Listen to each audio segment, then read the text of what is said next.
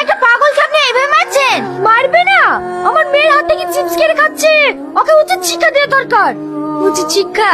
সেটা তুই 7 বছর আগেই দিয়েছিস, আজ আবার নতুন করে কি দিবি? মানে তুই কি বলতে চাইছিস? তোকে আর কি বলবো বল, আর বলার মতো বাকি বা কি আছে? তোর তো দেখছি খুব চ্যাটাং চ্যাটাং কথা। চালাস তো একটা চায়ের দোকান। আমি চায়ের দোকান চালালেও আমার একটা মন আছে রে, তোর মতো বেঈমান না।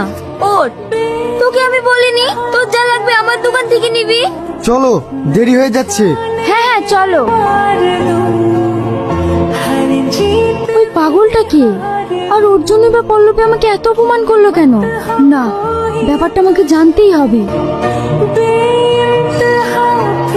এত রাতে তুই এখানে কি মনে করে? তোর কাছে একটা জিনিস জানতে এসেছি। কি? ওই পাগলটা কে? কেন তুই চিনিস না?